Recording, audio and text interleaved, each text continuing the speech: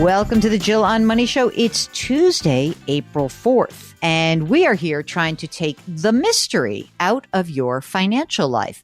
The way that we do that is we encourage you to just go to the website, jillonmoney.com, click the Contact Us button, and we do everything else. When I say we, Mark does everything else.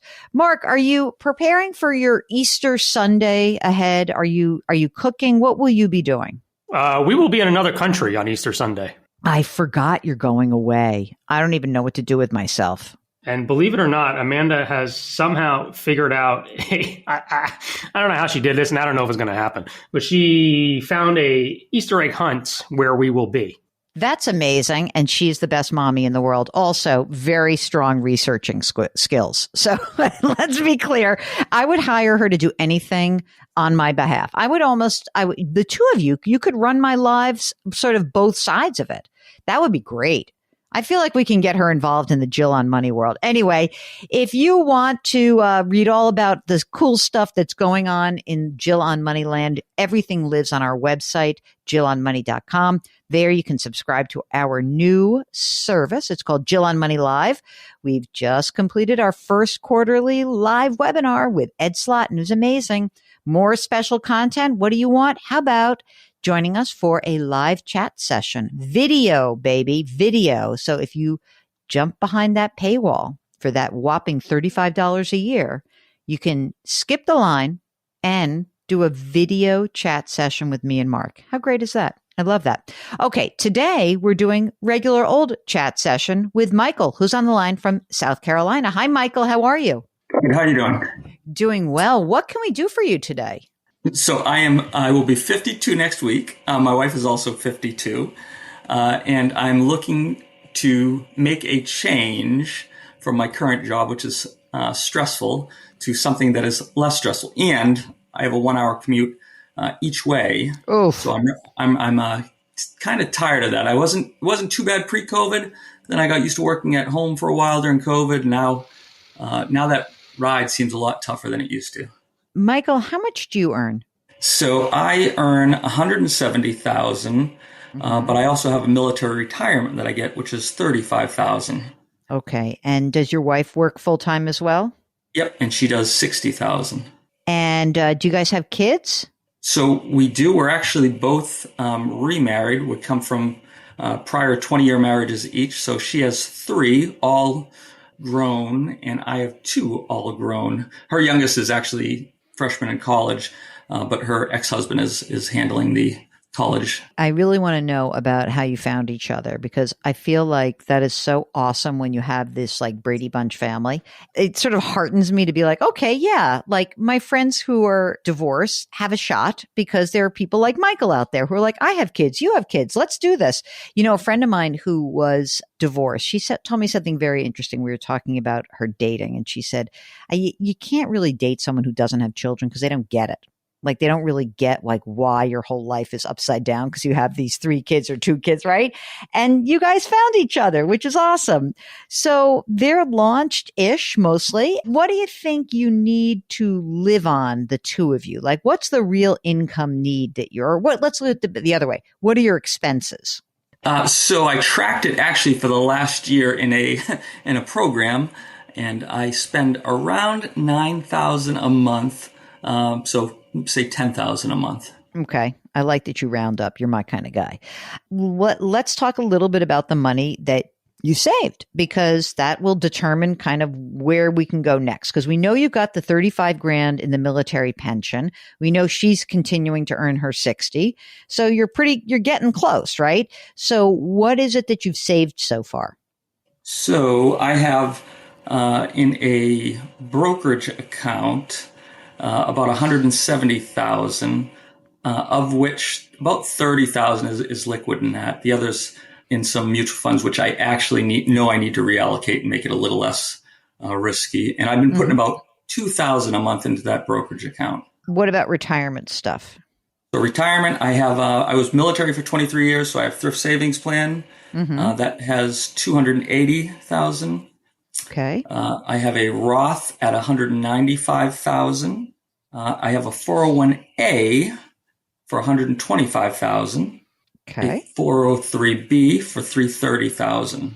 This is unbelievable. We've got a lot of numbers and a lot of letters. Wait, what was the 403B? 403B was $330,000. 330. Okay. And then my wife has a 403B, but only $10,000 in that one. Okay, so she's got a 10,000 and a 403B. Anything else that she has? No.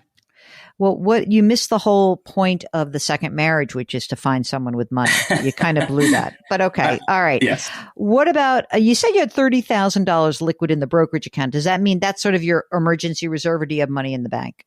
No. So separate than that, I have an emergency fund of $40,000, and then another $40,000 in what I call my saving for a car, saving for a vacation. I want a new mountain bike. Yep. Sinking fund.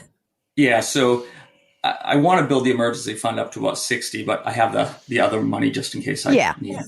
If you needed to.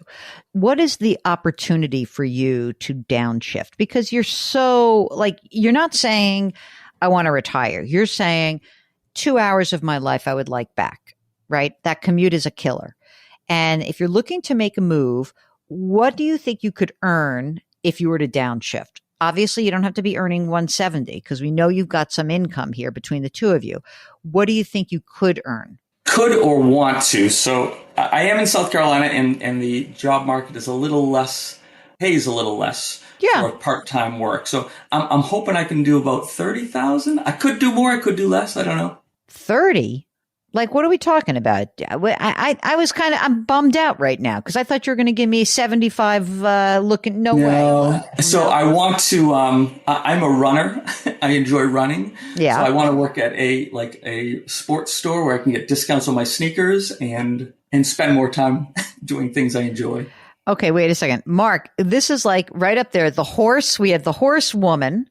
We had the guy who wants to be a ball boy at tennis tournaments. An escort, right? So now we have a runner.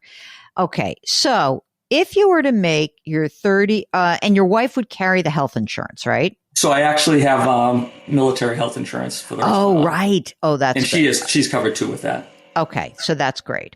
I don't know, probably can do it. You're putting some pressure on this woman. I got to tell you, 30 grand from working at Super Runner's store, wherever you're going to work, 35 from the military pension, 60 grand for your wife. That's your 125 grand in a year. You're not going to be able to save much more from this. You're just not. I was even counting, pulling 20K, that brokerage account, that's been my retire before I retire fund. Yeah. So I figured that's why I'm trying to bulk that up over the next 2 years Well, I don't know if I would do that. I think that what I would do is, if you're going to do this for 2 more years, I think that I would bulk up your first year emergency reserve, like you said, put your 60 in there. And then I think it is just putting money into the brokerage account. What about your house? Tell me about the house. I don't think we did that. House is worth $340,000. Mm-hmm. I owe 182, and I'm at a 2.5%. Oh my God! Is that a 30-year or 15? Yeah, 30-year.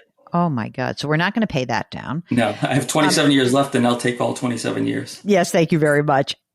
Weirdly, you can do this. I would not put more money into retirement funds. I would totally put money into brokerage. When you need money on the other side of this, okay, when you're, as you start looking at this, obviously it's better if you can leave everything be and not pull the money out. But if you want to have the ability to really do this in a couple of years, then you're going to want to float yourself, that time between now and say 59 and a half.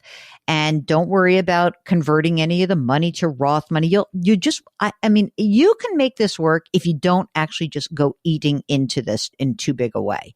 Because, if you need $10,000 in a month and you're pulling in, let's say 125 grand, and you pop another, say 20 or 25 grand on top of that, just in terms of investments, and you manage that correctly, I think you can do this. It's just if all of a sudden you start spending a lot more money in the intervening years between, say, 54 and 62, or, those first 10 years that you're doing this, then you're going to run into a problem. That's what I think. Otherwise, I think that pension saves you. Your wife working saves you. Is she going to be bummed if you're like, I'm going to the running store, bye, hon, and she's like sweating it out at work? She loves her job. That's she good. enjoys going, and so she has to stay till she's 59 and a half to get her pension as well. She'll get a pension as well from the school system. Oh, tell me about her pension. So her pension will be, depending on when she takes it, will be somewhere between $1,700 and $2,300 a month. You're good. You're and totally then good. I've looked at when we get Social Security each.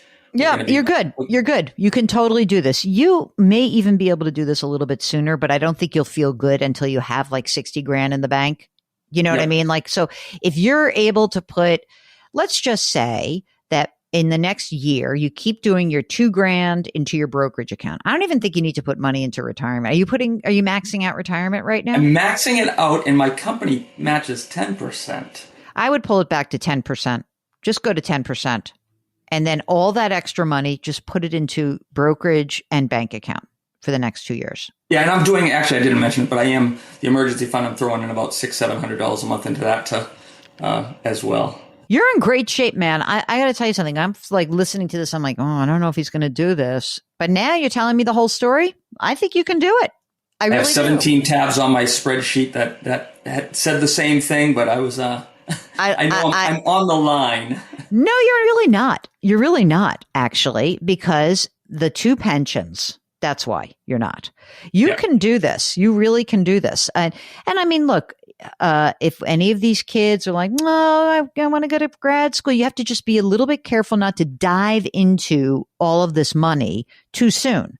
Because listen, the downside of the plan that we're crafting only would occur if you pull too much money out again in those first 10 years that you're doing this. This reset will work for you if you don't plow through the money. I would go ahead and do this and start like futzing around. When you hit the numbers, get rid of that commute. That's debilitating. That's terrible. It's a reset for Michael. Michael, second marriage. Tell me you have all those estate documents, right? So I met with the successor trustee to get that finished up this morning because we both have prior marriages. I'm working it out to have a successor trustee through a corporate place to dole out a certain amount of money to my new wife, and that way my kids are still taken care of. So everything else is all taken care of, life insurance, everything. That's great. Make sure we put a ribbon on that one because it is always very complicated when you have the second marriage. So it sounds like you're taking care of it. Okay, Michael, we're done with you. Go figure out your next endeavor. Go find a nice running store. And thank you so much for contacting us because I love the reset. I do. It is amazing to me how many people are starting to really prioritize what they want to do in their lives.